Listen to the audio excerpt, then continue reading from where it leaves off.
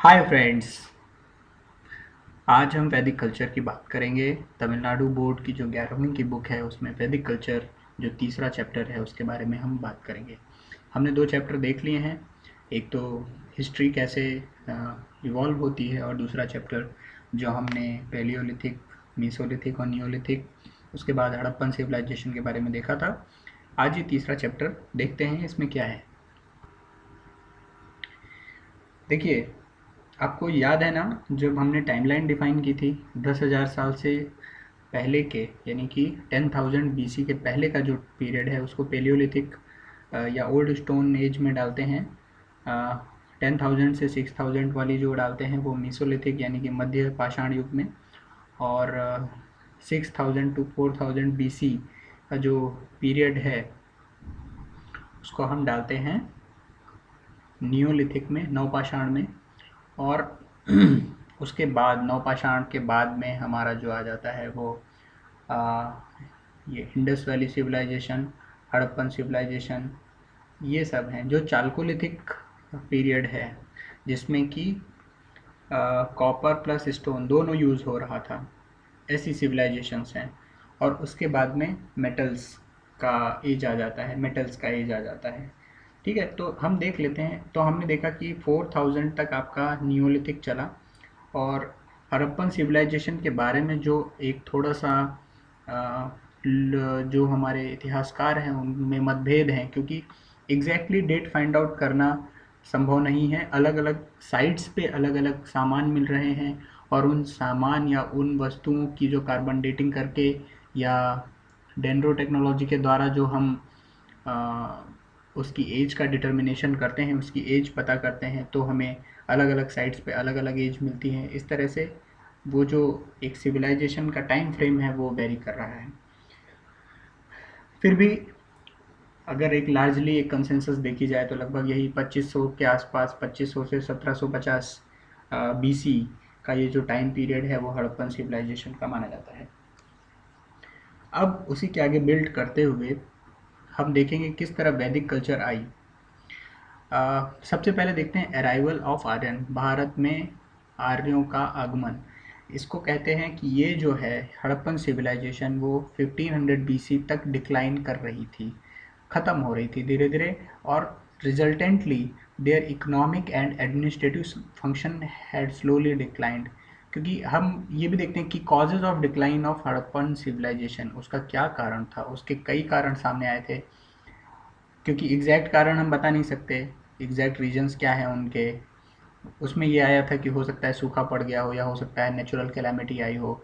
और एक जगह पे बहुत सारे स्केलेटन्स, ह्यूमन स्केलेटन्स, मानव कंकाल मिले हैं। इसका मतलब ये है कि उनके ऊपर किसी दूसरी ताकत ने आक्रमण किया है, या किसी फॉरेन जो ट्राइब है या फॉरेन एक कम्युनिटी है उसने आके उनके ऊपर कब्जा किया, उनके बीच में क्लैशेस हुए और वो मारे गए।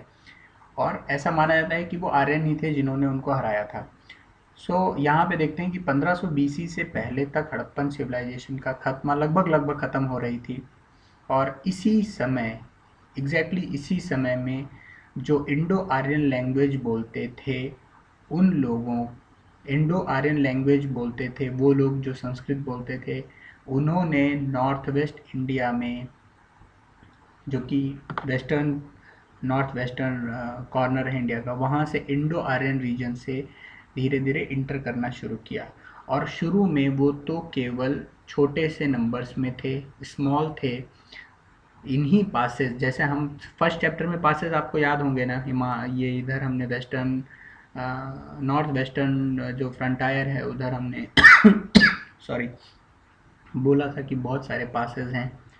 तो उन छोटे छोटे नंबर्स में आए और उन्हीं पासेस के थ्रू आए।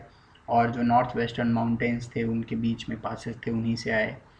और शुरू में वो केवल उन्हीं वैलीज़ में रहे या पंजाब के प्लेन्स में रहे। लेकिन धीरे धीरे जैसे जैसे वो विकसित होते गए, जैसे जैसे टाइम बीतता गया, उन्होंने अपने आप को और एक्सपेंड करना शुरू किया। और वो ईस्ट में, थोड़ा और ईस्ट में जो इंडो गेंजेटिक प्लेन्स था, यानी कि जो गंगा और इंडस के द्वारा बनाया गया जो प्लेन है उसमें आते चले गए। ऐसा इसलिए हुआ क्योंकि वो धीरे धीरे, वो कैटल कीपिंग थे। कैटल कीपिंग मतलब वो पशु रखने वाले थे। और धीरे धीरे वो आगे बढ़ते गए अपने पशुओं की चारे की तलाश में, आगे निकलते गए और जहाँ पे उनको सुटेबल लैंड मिली वहाँ पे। और ये जो इंडो गैंजेटिक प्लेन्स था वो एरिया बहुत फर्टाइल था जहाँ पे पशुओं को अच्छी तरीके से चारा और ये सब मिल सकता था। ये एक पॉसिबल रीजन है। छठी सेंचुरी बीसी यानी कि 600 साल 600 बीसी में क्या हुआ, धीरे धीरे करते करते करते करते वो पूरे उत्तर भारत में छा गए और उसको ही आर्यावर्त कहा जाता है। हिस्ट्री में आर्यावर्त वो नॉर्थ इंडिया का वो पोर्शन जहाँ पे लगभग 600 बीसी पूर्व आर्य आकर के फैल गए थे। तो अब देखते हैं इनकी एक सिस्टमेटिक अगर स्टडी करनी पड़े तो हमें इनका जो पूरा टेन्योर है या उनका एक जो पूरा पीरियड है उसको दो भागों में बांटना पड़ेगा बेसिकली। एक अर्ली वैदिक पीरियड जिसको ऋग वैदिक पीरियड भी कह सकते हैं और दूसरा लेटर वैदिक पीरियड। अर्ली वैदिक पीरियड कहाँ से कहाँ तक, 1500 में वो आए थे तो 1500 से लेके 1000 बीसी तक, 1500 बीसी से 1000 बीसी तक का अर्ली वैदिक पीरियड और 1000 से लेकर के 600 बीसी तक का लेटर वैदिक पीरियड। ये दो पीरियड्स में उनका हम स्टडी करेंगे कि किस तरीके से ये वैदिक। अब ये देखिए क्योंकि हिस्ट्री में कोई भी चीज़ लिखित तो है नहीं, तो जो ओरिजिनल होम है उनके, जैसे कि कुछ लोग कहते हैं कि वो आर्कटिक रीजन से आए थे, कुछ लोग कहते हैं कि सेंट्रल एशिया से आए थे, कुछ लोग कहते हैं सदर्न रशिया से आए थे। बाल गंगाधर तिलक भी कहते हैं कि जो वो थे वो आर्कटिक रीजन से आए थे और ऐसा वो करते हैं, वो एस्ट्रोनॉमिकल कैलकुलेशंस करते हुए आए थे यहाँ पे। लेकिन जो रशियन की जो वो है सदर्न रशियन के बारे में जो कहा जाता है, theory of southern Russian appears to be more probable, मतलब कि ये ज़्यादा लगता है कि हो सकता है वो दक्षिणी रशिया से आए थे। और यही सबसे ज़्यादा एक्सेप्ट किए सारे हिस्टोरियंस जितने हैं सब यही मानते हैं कि हाँ लगता तो ऐसा ही है कि वो साउथ रशिया से आए थे और यहाँ से इस पॉइंट से आगे वो अलग अलग भागों में फैलते चले गए, एशिया में गए, यूरोप में गए और भारत में लगभग वो 1500 बीसी पहले आ गए। और जब वो भारत में आए तो वो उनको इंडो आर्यन कहा जाने लगा क्योंकि उन्होंने इंडो आर्यन लैंग्वेज जो की थी संस्कृत वो बोलना शुरू की थी। अब वैदिक लिटरेचर को जब हम देखते हैं तो वैदिक लिटरेचर कैसे बना है, वेद जो है, वेद का मतलब रहता है विद, विद मतलब जानने वाला या जिसको मालूम है या जो जानता है, व्हाट मीन्स टू नो, जानना और सुपीरियर नॉलेज। तो जैसे हम विद्वान बोलते हैं ना, विद्वान तो मतलब जिसको जिसके पास विद मतलब जिसके पास नॉलेज है वो विद्वान है, तो मतलब विद का मतलब नॉलेज हो गया। तो ये वेद जो है, वेद भी विद शब्द से ही बना है जिसका मतलब है जानना। और वैदिक लिटरेचर में जो सबसे पहले हैं वो 4 वेद आते हैं, ऋग यजुर साम अथर। और ये जिनको मैंने रेड कलर से हाईलाइट करके रखा है, they are very important topics and they can be directly asked in the examination. उनको डायरेक्टली एग्जाम्स में पूछा जा सकता है, इसलिए आप इसको काफ़ी ध्यान से देखें। आपको हो सकता है कि दोबारा हो सकता है फिर से एक बार इसको रिवाइज भी करना पड़े। तो ऋग्वेद में क्या है, ये सबसे पहले ऋग्वेद ही बना था, ये सबसे पुराना वेद है और इसमें लगभग 1028 हाइम्स हैं। इसमें लगभग 1028 हाइम्स हैं और ये बेसिकली भगवान की प्रशंसा में है, भगवान की सराहना में ये हाइम्स गाई गई हैं। तो हाइम्स मतलब आप कह सकते हैं कि श्लोक, साधारण भाषा में, सिंपल भाषा में उसको श्लोक कह दीजिए। यजुर्वेद क्या है, यजुर्वेद जो है वो उसके अंदर रूल्स हैं, details of rules at the time of sacrifice, sacrifice करते समय जो आपको रूल्स फॉलो करने हैं वो यजुर्वेद में हैं। और सामवेद में जो है वो है कि सेक्रीफाइस करते समय जो आपको गाना है, चैंट्स मतलब जो संगीत है या जो गीत है उससे रिलेटेड जो बातें हैं वो सामवेद में लिखी हैं। और अथर्ववेद में डिटेल्स ऑफ रिचुअल लिखा है, मतलब कि किस तरीके क्रियाकलाप कह लीजिए या कर्मकांड कर्म कांडों के बारे में जो लिखा है वो अथर्ववेद में लिखा है। और इनके अलावा भी 4-5 साहित्य हैं जैसे कि ब्रह्मणास, उपनिषद, अरण्यक, रामायण, महाभारत। इसमें से बहुत सारे अगर हैं तो नॉर्थ इंडिया में तो बहुत सारे लोग इसको जानते ही हैं, इन सारी चीज़ों को। ब्रह्मणास जो है वो है कि प्रेयर और सेक्रीफाइसल सेरेमनी में जो रूल्स हैं या रिटन रिकॉर्ड्स हैं, उसको जैसे ट्रीटिसेस ये जो होते हैं उसका मतलब होता है रिटन, समथिंग फॉर्मली रिटन। तो ये जो है ब्राह्मणास में ऐसा लिखे कोडिफाइड रूल्स होंगे। उपनिषद जो है वो फिलोसॉफिकल टेक्स्ट है जो कि मतलब कि सोल, ओरिजिन ऑफ वर्ड, मतलब ये जानने की कोशिश करता है उपनिषद कि आत्मा क्या है, परमात्मा क्या है, संसार कैसे आया, संसार की उत्पत्ति क्यों हुई, और ये जो मिस्ट्रीज ऑफ नेचर हैं कि कोई भी, जैसे कि ये संसार क्यों बनाया गया या कर्मों का फल। तो ये सब जो फिलोसॉफिकल चीज़ें हैं, मतलब मानव और संसार, यानी कि आदमी और संसार, इन दोनों के बीच का जो एक रिलेशन है और जो एक जो मिस्ट्री है, मिस्ट्री मतलब हम नहीं जानते कि इससे पहले हम क्या थे, और हम बस केवल जब से हमारी याददाश्त है और जब तक हम मर जाते हैं तभी। बट ये जो उपनिषद हैं वो फिलोसॉफिकल टेक्स्ट हैं जो कि ये सारी मिस्ट्रीज को सॉल्व करने की कोशिश करते हैं, ऐसा कहा गया है यहाँ पे। अरण्यक जो है वो, अरण्यक मतलब होता है फॉरेस्ट, अरण्यक मतलब होता है फॉरेस्ट। तो ये एक ऐसी बुक्स हैं, फॉरेस्ट बुक्स हैं, और वो भी रिचुअल सेक्रीफाइसेस इन्हीं से डील करती हैं। रामायण और महाभारत ये दोनों हमारे में से बहुत सारे लोग जानते हैं। रामायण राम जी की है कहानी, महाभारत जो है वो पांडवों और कौरवों के बीच का युद्ध। वैदिक लिटरेचर, अब देखते हैं कि ऋग्वेदिक या अर्ली वैदिक पीरियड जो था 1500 बीसी से लेकर के 1000 बीसी तक का, वो किस तरीके का था।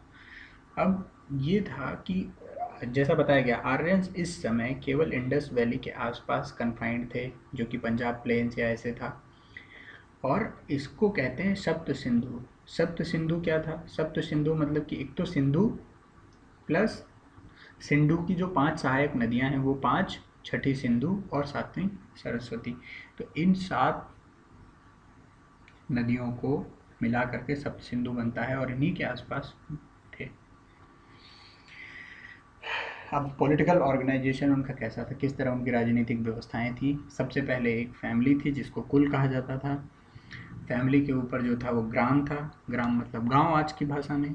तो कुल मतलब फैमिली, फैमिली के ऊपर गांव, गांव का जो मुखिया था उसको ग्रामणी कहते थे। अब एक ग्रुप ऑफ विलेजेस, मतलब कि गांव का एक समूह अगर है तो उसको कहते थे विशु, और जो उसका मुखिया होता था उसको विश्वपति कहते थे। अब जो हाईएस्ट पॉलिटिकल यूनिट थी उसको कहते थे जना, जन। और जन जो थी, यूनिट्स जो थी वो एक एक जना थी, और उनके पास एक एक राजा हुआ करते थे। अब ऋग्वेदिक पीरियड में बहुत सारी इस तरीके से किंगडम्स या ट्राइब्स या जन होते थे, जैसे कि भारतास, मत्स्य या यादूस या पुरुष। तो ये सब अलग अलग ट्राइब्स हैं, अलग अलग जन हैं, इनको जन कहते हैं। इनके ऊपर एक एक राजा थे। तो इनका जो किंगडम था उसके ऊपर राजा रहते थे, जिसको हम किंग कह सकते हैं। ऋग्वैदिक पॉलिटी जो थी वो मोनार्चिकल थी। मोनार्चिकल मतलब कि राजा सब कुछ कहेगा, राजा की बात सुनी जाएगी, राजा मुख्य होगा, और राजा का जो उत्तराधिकारी होगा वही फिर से राजा बन जाएगा। इसी को सक्सेशन कहते हैं। और हेरिडिटरी का मतलब ये हो गया कि राजा का बेटा फिर से उसका सिंहासन संभालेगा। और एक पुरोहित होता था। पुरोहित जैसे कि जनरली वो जो धर्म की बातें बताते थे कि हे राजन ये करोगे तो सही है, हे राजन ये नहीं हो सकता, ये अन्याय है, यह धर्म है। तो जो राजा को जो इस तरीके के ज्ञान देता था वो पुरोहित था या प्रीस्ट था। सेनानी जो होता था वो कमांडर ऑफ द आर्मी, मतलब कि सेनापति कह सकते हैं। और 2 पॉपुलर बॉडीज़ थी। अब यहाँ पे मेरा पर्सनल, हो सकता है किताब सही लिख रही है, पर मेरा पर्सनल मुझे ये चीज़ें सेट नहीं हो रही है। जैसे कि किताब में लिखा है कि सभा और समिति।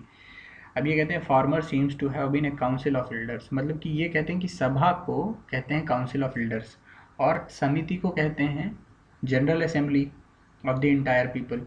लेकिन आप देखें कभी भी सभा हमेशा जनरल लोगों की होती है और समिति स्पेशल लोगों की होती है, काउंसिल का मतलब समिति। तो ये यहाँ पे थोड़ा मुझे उल्टा लग रहा है। तो मैं मेरा जो दिमाग है या मेरे मुझे थोड़ा बहुत जितना आता है उस हिसाब से समिति होनी चाहिए काउंसिल ऑफ एल्डर्स और सभा होनी चाहिए जनरल असेंबली का।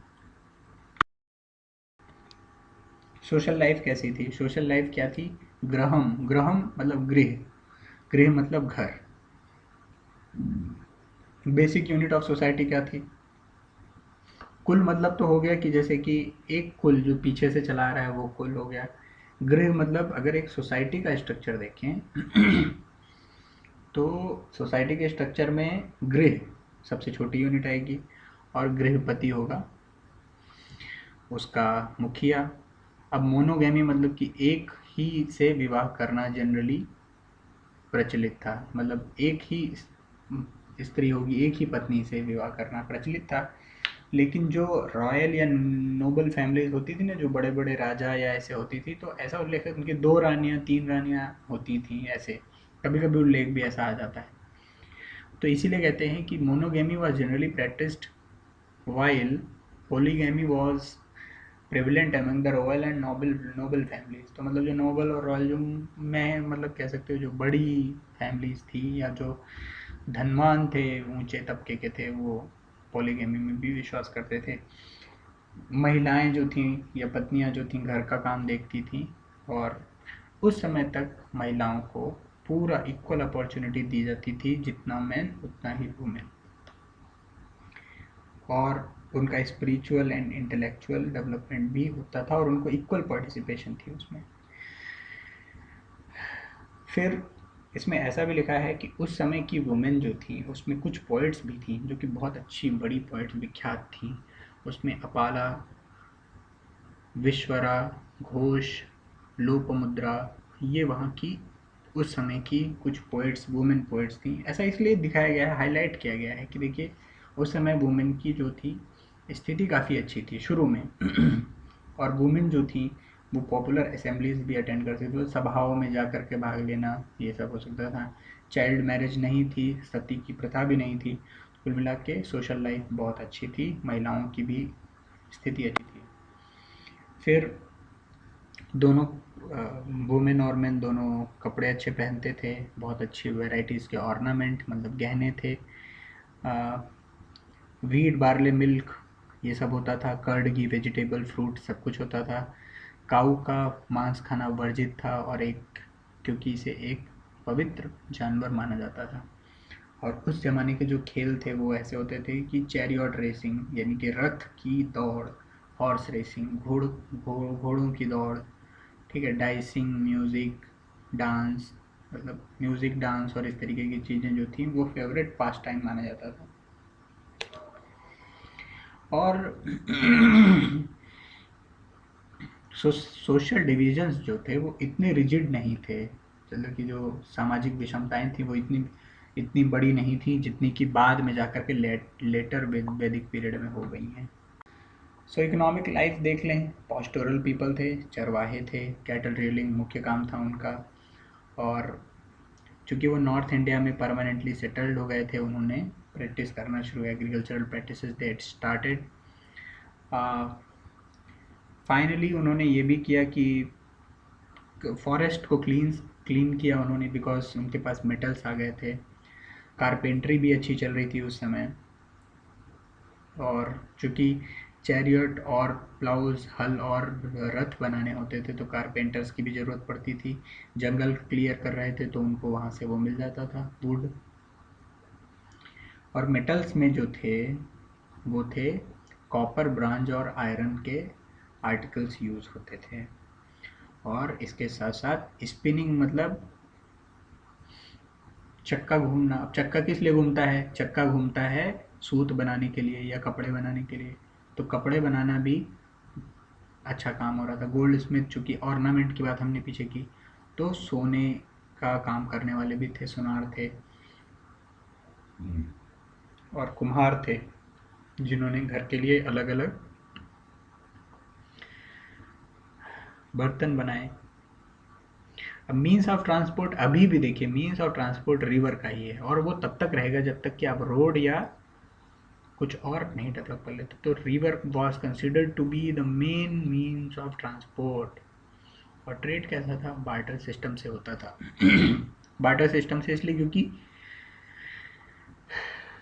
मनी, मुद्रा का आविष्कार नहीं हुआ था, बाद में हुआ। निष्का नाम से उसको निकाला गया और बड़े ट्रांजैक्शंस में निष्का का प्रयोग किया जाने लगा। रिलीजन क्या था? रिलीजन में बेसिकली उनके जो देवता थे वो कौन से थे? धरती, अग्नि, आकाश, वर्षा और इंद्र। इंद्र को थंडर इन्होंने लिखा है। हमारे नॉलेज के हिसाब से इंद्र जो है वो देवताओं का देवता है।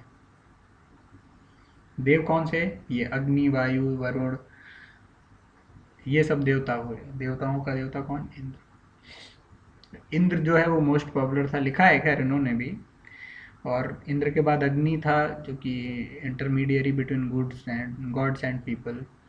तो गॉड्स एंड पीपल में इंटरमीडियरी ये इसलिए मानते हैं क्योंकि अब इनकी जो अंडरस्टैंडिंग है वो ये है कि भाई यज्ञ में जो कुछ डाल देते थे वो भगवान को देने के लिए यज्ञ में डालते। यज्ञ में अग्नि होती थी तो अग्नि को यज्ञ से लेकर के अग्नि उसको ले जाके भगवान को पहुंचा देती थी। तो इसलिए इन्होंने ऐसा लिख दिया कि इंटरमीडियरी, वही it was considered as intermediary. फिर जो वरुण को भी इन्होंने नेचुरल ऑर्डर को अपहोल्ड करने वाला बताया है। और कुछ भी में इन्होंने कहा कि फीमेल गॉड्स भी थी। फीमेल गॉड्स गॉडेस कौन कौन सी? अदिति और उषा। तो ये दोनों फीमेल गॉडेस थी। याद कर लीजिएगा, कुछ कुछ पॉइंट इंपॉर्टेंट है, कुछ कुछ पॉइंट अपने आप ही आपको मालूम होंगे, कुछ कुछ आपकी अपब्रिंगिंग में आपको पता हो गए होंगे अगर उस तरीके की रही है तो। और उस समय जो था वो कोई भी मंदिर, कोई भी मूर्ति, इनकी पूजा नहीं होती थी। और prayers were offered to god in the expectations of rewards. Actually ये कुछ कुछ चीज़ें थोड़ा सा अलंकारिक वर्णन में कर देते हैं, जैसे कि prayers were offered to god in expectation of rewards. तो जरूरी नहीं कि सारे लोग भगवान की प्रार्थना इसीलिए करते थे क्योंकि उन्हें भगवान से कुछ चाहिए। कुछ करते थे, कुछ नहीं करते थे। हो सकता है आध्यात्म के क्षेत्र में कोई बहुत ऊपर चला गया है, उसको प्रेयर्स की ज़रूरत, उसको प्रेयर करने से शांति मिल रही है, उसको रिवार्ड नहीं चाहिए पर उसको शांति मिल रही है। तो लेकिन यहाँ तो लिख दिया गया prayers were offered to god in expectation of rewards. तो हिस्ट्री है, हिस्ट्री सारी चीज़ों को उस तरीके से नहीं पकड़ पाती है जिस तरीके की वो चीज़ें वहाँ पे उस समय रही होंगी। तो थोड़ी सी लिमिटेशंस के साथ में हमें ये भी स्टडी करना है। नेक्स्ट आता है लेटर वैदिक पीरियड, और इसका टाइम है 1000 से 600 BC बिफोर क्राइस्ट, ईसा के पूर्व। अब ये वो पीरियड है जब आर्यन पहले कहाँ सेटल थे? सप्त सिंधु के पास में सेटल थे। सिंधु प्लस सरस्वती, सप्त सिंधु। वहाँ से धीरे धीरे निकल करके ईस्ट में आए और वहाँ पे Gangetic plains, eastern Gangetic plains, Ganga, तो गंगा के किनारे ये रहने लगे। और बहुत सारी ट्राइबल ग्रुप्स जो हैं और उनके किंगडम्स जो है वो लेटर वैदिक पीरियड में उसका उल्लेख आता है। One important development during this period is the large kingdom. अब देखिए, पहले जो किंगडम थे वो कितने छोटे थे? एक जन तक थे। जन, जन को कहते थे किंगडम तक। धीरे धीरे क्या हुआ? लार्ज किंगडम हो गए। लार्ज किंगडम देखते हैं, कुरु और पंचाल, ये दो मुख्य, कुरु और पंचाल, दो किंगडम, दो राज्य बहुत ज़्यादा फ्लोरिश हुए। और कुरु राज्य में परीक्षित और जन्मेजय, परीक्षित और जन्मेजय ये दो राजा हुए हैं। और पंचाल में प्रवाहना जयवाली, ये एक बहुत पॉपुलर किंग हुए हैं, और जो कि पैटर्न ऑफ लर्निंग, जो कि सीखने के बहुत समर्थक थे, या उन्होंने बहुत आश्रय दिया था सीखने को, कि मतलब कोई भी अगर कुछ सीखना चाहते सिखाते थे, खुद भी सीखते थे। तो ये जो थे प्रवाहना जयवाली, वो पंचाल इसके थे, किंगडम के। अब कुरु और पंचाल के गिरने के बाद या ख़त्म होने के बाद जो दूसरे किंगडम आए वो थे कोसल, काशी, विदेह अब देखिए विदेह जो है जनक थे। अब जनक की पुत्री कौन थी? सीता। इसीलिए उसको क्या कहते हैं? वैदेही। वैदेही भी सीता को कहा जाता है। वैदेही वनवास सीता राम जी के साथ गई थी 14 सालों के लिए, तो वैदेही वनवास कहते हैं। विदेह वो राज्य था, उसके जनक उसके पिता थे, उनकी लड़की क्या थी? वैदेही। अब काशी का जो रूलर था वो अजात शत्रु था। इतिहास में बहुत उल्लेख आता है। ये देखिए, जनक जो थे वो विदेह राज्य के थे, और विदेह राज्य की कैपिटल मिथिला में थी, इसीलिए इनको मिथिला नरेश भी कहते हैं जनक को। और याज्ञवल्क्य जो थे, याज्ञवल्क्य उनके स्कॉलर थे। मगध, अंग और वंग जो थे वो ईस्टर्न मोस्ट ट्राइबल किंगडम थे। और बहुत सारे और भी किंगडम्स का पता लगता है। और जब लेटर वैदिक टेक्स्ट को हम देखते हैं तो भारत के 3 हिस्से दिखते हैं उसमें। एक तो आर्यावर्त जो कि नॉर्थ इंडिया में था, एक मध्येशा था, मध्य देश, मध्यदेश। थर्ड पॉइंट जो था, तीसरा डिवीजन था वो दक्षिणापथ था। तो आर्यावर्त नॉर्थ हो गया, मध्य देश सेंट्रल इंडिया हो गया, और दक्षिणापंथ मतलब सदर्न इंडिया। पॉलिटिकल ऑर्गेनाइजेशंस देख लेते हैं क्या थे। पहले जन थे अर्ली वैदिक पीरियड में, यहाँ पे जनपद हैं। जन जो थे अमलगमेटेड हो गए बहुत सारे, जब 2 या 2 से 3 4 जन मिल गए तो जनपद हो गया। तो जनपद। अब अगर आज के टाइम पे देखा जाए तो जनपद का मतलब डिस्ट्रिक्ट होता है। आप नॉर्थ इंडिया में जाएंगे तो लिखेंगे जनपद लखनऊ, जनपद कानपुर। लेकिन उस समय जन एक राज्य हुआ करता था अर्ली वैदिक पीरियड में, जनपद उससे भी बड़ा राज्य हुआ लेटर वैदिक पीरियड में। और उनकी पावर्स बढ़ती गई जैसे जैसे उनका किंगडम बढ़ता गया। सो ये एक चीज़ बहुत महत्वपूर्ण देखने वाली है कि किंग ने उस समय अपनी पोजीशंस को मजबूत करने के लिए रिचुअल्स और सेक्रीफाइसेस की थी। रिचुअल्स और सेक्रीफाइसेस क्या है? रिचुअल्स क्या? यज्ञ, राजसूय यज्ञ होता था एक, राजसूय। और ये क्या था? Consecration ceremony. अश्वमेध यज्ञ था, उसको भी अश्वमेध मतलब हॉर्स सेक्रीफाइस कह दिया गया है, क्योंकि इसका यहाँ पे बहुत ही अच्छा मतलब तो इन लोगों ने हिस्ट्री में इधर इस तरीके से नहीं निकाल पाए हैं, जितनी अंडरस्टैंडिंग बन पा रही थी उस तरीके से इन्होंने लिया है।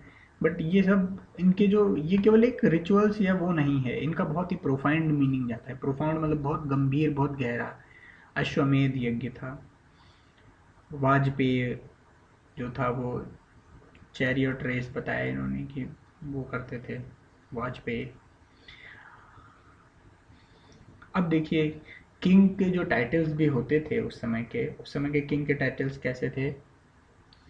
राज विश्वजनम, राज विश्वजनम,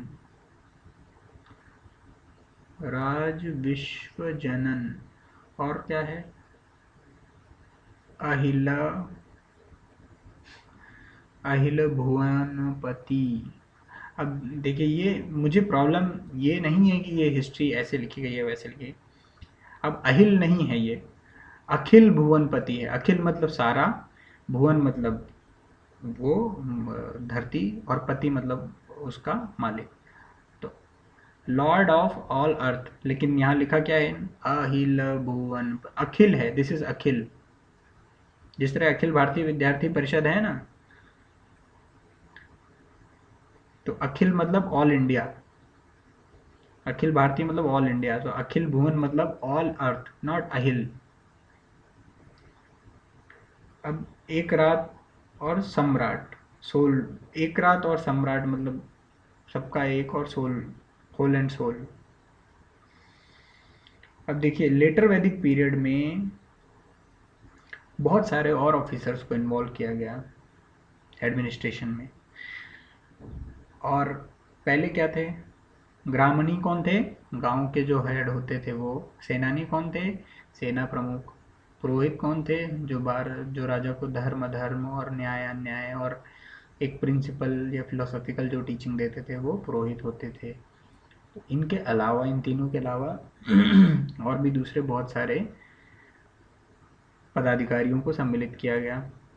अब वो कौन कौन थे? ट्रेजरी ऑफिसर्स थे, टैक्स कलेक्टर थे, रॉयल मैसेंजर्स थे, और छोटे स्तर पे जो एडमिनिस्ट्रेशन होता था वो विलेज असेंबलीज के द्वारा में होता था।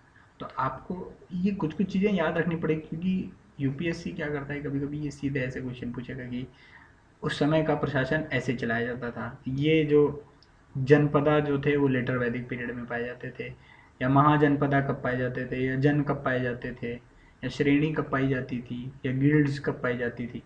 तो ये सारी चीज़ें जो है, कौन सी चीज़ या कौन सा स्ट्रक्चर किस ज़माने में पाया जाता है, ये आपको याद रखना है। समिति और सभा, लेटर वैदिक पीरियड में समिति और सभा का जो था महत्व कम हो गया था। इकोनॉमिक कंडीशन में देखिए, इन्होंने आयरन पा लिया था इसीलिए ये जंगल काट रहे थे, ज़्यादा से ज़्यादा ज़मीनें कल्टीवेशन में ला रहे थे। एग्रीकल्चर उस समय के लिए मुख्य व्यवसाय था उनका। बार्ले राइस वीट ये बात उगा लेते थे। और गोबर की नॉलेज जो थी वो एक इम्प्रूवमेंट थी। Knowledge of manure was another improvement. तो क्या करते थे, अगर इनको ये आ गया है तो क्योंकि गाय और उसको पवित्र मानते थे तो गोबर के बहुत सारे इस्तेमाल भी कर लेते रहे होंगे, तभी ऐसा लिखा है कि knowledge of manure was another improvement. अब इंडस्ट्रियल एक्टिविटी में क्या क्या था? लेदर वर्क आ गया था, कारपेंट्री थी, पॉटरी थी, मेटल वर्क था। लेकिन ये 4-5 चीज़ें तो अर्ली वैदिक पीरियड में भी थी। जी हाँ थी, लेकिन इस पीरियड में आते आते उनके अंदर और भी ज़्यादा महारत हासिल हो गई थी। इंटरनल ट्रेड करते थे, फॉरेन ट्रेड भी करते थे, और जो ये इस समय के लोग थे वो समुद्री मार्गों को लेकर के थोड़ा ज़्यादा जानते थे, और इसीलिए उनकी जो ट्रेड थी या उनका ट्रेड एंड कॉमर्स और रिलेशनशिप था वो बेबीलोन या और भी जो इस टाइप की कंट्रीज़ हैं समुद्र पार करके, समुद्र के रास्ते से, उससे उनका संबंध अच्छा बढ़ा। और एक मर्चेंट क्लास जिसको वनिया कहते हैं, अब ये वनिया नहीं है, ये बनिया है, इन्होंने यहाँ वनिया लिखा हुआ है। तो इतना तो कोई दिक्कत नहीं है, थोड़ा बहुत शब्दों का हेर फेर चलता रहेगा क्योंकि हिस्ट्री है, सारी चीज़ें उतनी अच्छी से नहीं है, कुछ रिकॉर्ड्स में कैसे लिखा है। तो मर्चेंट्स क्लास एक आई थी और वैश्य भी एक आए। इन दोनों ने भी जो है वो ट्रेड और कॉमर्स में काफ़ी अच्छा योगदान दिया, और इन्होंने अपने आप को गिल्ड्स या गण, गिल्ड्स और गण दोनों याद रखिएगा, कई बार यूपीएससी में पूछा गया है। गिल्ड्स जो है वो जब ग्रुप में जब ट्रेडर्स निकलते थे तो उसको गिल्ड्स बोलते हैं, गिल्ड्स ऑफ ट्रेडर्स, जब ट्रेड करने के लिए निकलते थे। अब निष्क का जो था वो ऋग वैदिक पीरियड में आ गया था, निष्क याद रखिएगा। और इसके अलावा गोल्ड और सिल्वर के कॉइन्स जो कि सतामन और कृष्णाला, इन दोनों का भी यूज़ होता है, सतामन और कृष्णाला। आप इसको 3-4 बार मेरी स्लाइड्स को देखें या इसी लेक्चर को 2-3 बार देखेंगे तो आपको सब याद हो जाएगा। मैंने कोई भी लाइन उस चैप्टर की नहीं छोड़ी है, कोई भी लाइन नहीं छोड़ी है। सोशल लाइफ कैसी थी? 4 भागों में वर्ण विभाजन हो चुका था, समाज का वर्ण विभाजन हुआ था, ब्राह्मण, क्षत्रिय, वैश्य, शूद्र। ब्राह्मण और क्षत्रिय ऊपर की कास्ट माने जाते थे और शूद्र और वैश्य ये नीचे के थे। तो इनके बीच में भी, जैसे ब्राह्मण हैं तो इनके बीच में भी बहुत सारी सब कास्ट आ गई थी। और शुरू में ये जो वर्ण व्यवस्था थी वो कार्य आधारित थी, भाई जो ब्राह्मणों का कार्य करेगा उसे ब्राह्मण कहेंगे और जो दूसरे काम करेगा उसको वैसे कहेंगे। लेकिन बाद में धीरे धीरे ये गड़बड़ होती चली गई और हेरिडिटरी बेस हो गई, मतलब कि ब्राह्मण का बच्चा ब्राह्मण या ऐसा। तो ये लेटर वैदिक पीरियड के बाद ही ये सब थोड़ा थोड़ा डिटेरियोरेट होना शुरू हुआ है, कम होना शुरू हुआ है। तो जो फैमिली थी उस समय, पावर जो थी पिता के पास होती थी, पैट्रियार्चल पैट्रियार्चल फैमिलीज होती थी और वुमेन की कंडीशन धीरे धीरे आदमियों से कम होने लगी और इस समय आते आते वो उनसे इन्फीरियर समझे जाने लगी। अब वुमेन धीरे धीरे अपना पॉलिटिकल राइट्स भी खो चुकी थी, चाइल्ड मैरिजेस भी धीरे धीरे सामने आने लगी और इसी वजह से डॉटर को धीरे धीरे, ऐसा लिखा है अत्रेय ब्राह्मण, ये जो लिटरेचर है इसमें ये ऑथर लिखते हैं कि इसलिए डॉटर को सोर्स ऑफ माइजरी मतलब परेशानी का बताया जाने लगा उस जमाने में, ऐसा इन्होंने लिखा। However the women in the royal house hold enjoy certain privileges. भाई बड़े घर की बेटियां हैं, बड़े घर की औरतें हैं, तो वो थोड़े ज़्यादा राइट्स दिखा सकती हैं, उनके पास ज़्यादा प्रिविलेजेस होंगी इन कंपेयर टू जो छोटे घर की हैं, क्योंकि उस समय शायद वैसा ही रहा होगा, ऐसा इन्होंने लिखा है। फाइनली रिलीजन पे आते हैं और मेरे ख्याल से ये लास्ट स्लाइड होगी। रिलीजन जो थे वो, अब पहले क्या थे, अग्नि वायु ये लोग थे, इनको रिलीजन में मानते थे, लेकिन अब क्रिएटर प्रजापति जिसको हम कह सकते हैं ब्रह्मा, विष्णु प्रोटेक्टर पालनहार और रुद्र शंकर भगवान जिसको डिस्ट्रॉयर भी कहते हैं, तो ये लोग प्रोमिनेंट हो गए, तीनों लोग लेटर वैदिक पीरियड में।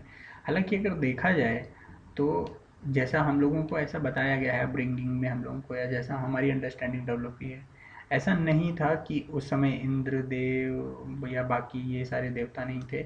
हाँ, ये तीन जो थे वो बड़े देवता, या कह लो कि ये ब्रह्मा विष्णु महेश हैं, सृष्टि रचयिता, सृष्टि कर्ता, सृष्टि पालनहार।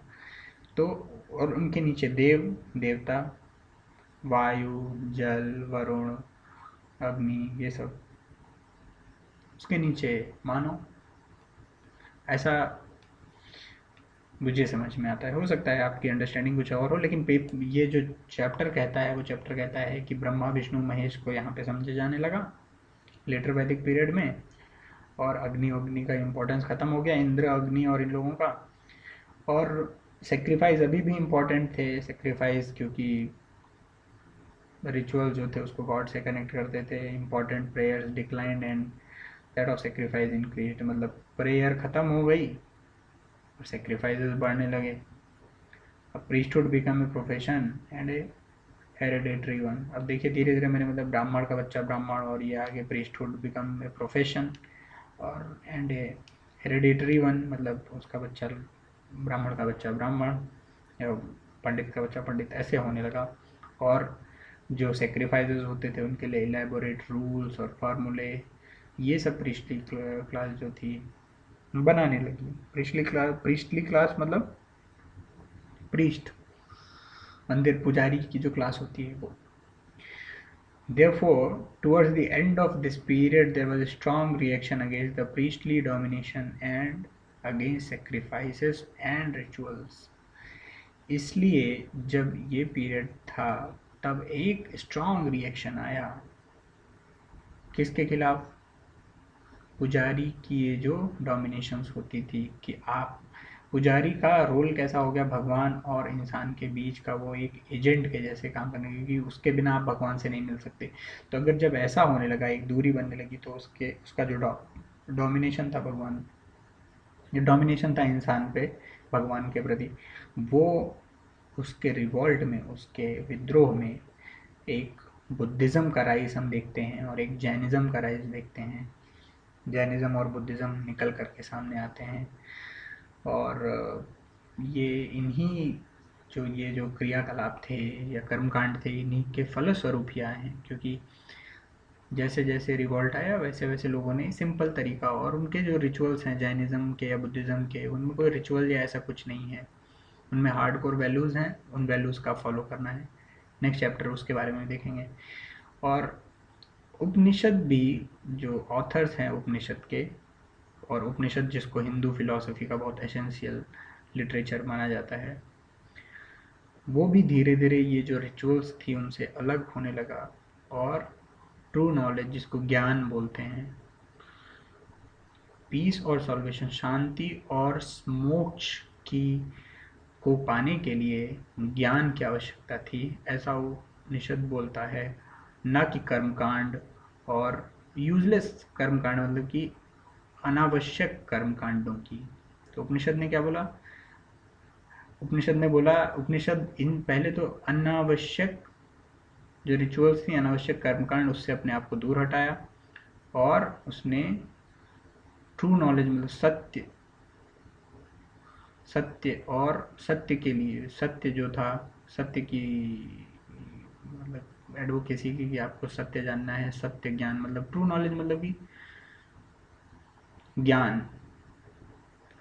ज्ञान की आवश्यकता है आपको शांति और मोक्ष पाने के लिए, ऐसा उपनिषद ने कहा। Hope you like today's video, आपको अच्छा लगा क्योंकि मैंने काफ़ी मन से इसको बनाने की कोशिश की है। मैं जल्दी से जल्दी बाकी रिमेनिंग वीडियोस भी जो चैप्टर में दिए हुए हैं बुक में, वो भी बनाने की कोशिश करूँगा। आप अपना फीडबैक देते जाइए। हिस्ट्री है, थोड़ा याद भी रखना पड़ेगा, थोड़ा देखना पड़ेगा बार बार, और अगर आप इसको 2-3 बार देखते हैं और याद करने की कोशिश करते हैं, चीज़ों को लिंक करते हैं, तो आसानी हो जाएगी। अपना फीडबैक ज़रूर दीजिएगा। धन्यवाद।